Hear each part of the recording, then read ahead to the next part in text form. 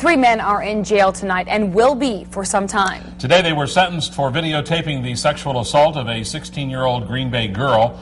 25-year-old Marcus Lewis, 26-year-old Dwayne Towner, and 21-year-old Daniel Webster had pleaded guilty to sexual assault and to exploiting a child by videotaping the encounter. The 3 are now off to prison after offering their apologies to those they hurt. Fox 11's Mark Leland has balanced coverage of the sentencing and reaction. By pleading no contest to the charges against them, the 3 defendants who sexually assaulted a 16-year-old Green Bay girl and videotaped the crime avoided a trial. It was that tape, though, that landed Marcus Lewis, Dwayne Towner, and Daniel Webster behind bars. Police found the video in the home where the 3 men were staying. At the time, officers were following up on an unrelated sexual assault complaint of a 19-year-old girl. Obviously, I think they understood what they did was wrong. They were videotaping a 16-year-old when they were assaulting her.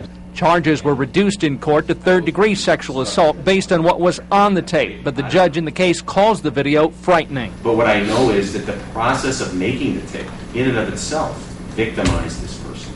And it's the videotaping of the assault, a charge of child exploitation, that gave the 3 the most time behind bars. 6 years for Webster, 7 years each for Lewis and Towner. Each received 3 years prison time on the sexual assault charge. The sentences will be served concurrently.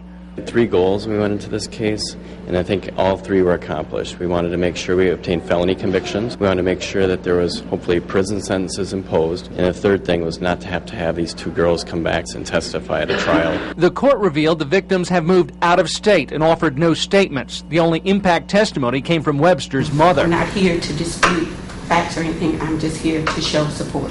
Outside of court, she agreed the sentence was fair. It's a shocker, but you know, he has to pay for his consequences. Webster says her son has expressed regret for his actions, and the other defendants offered apologies in court. And a lot of people making some wrong choices. I apologize for what I did. Each defendant has been behind bars for nearly a year now since their arrest. That time will be subtracted from their prison sentence. In Green Bay, Mark Leland, Fox 11 News. And once they get out of prison, each defendant will also be on extended supervision for at least 7 years, 8 for Webster.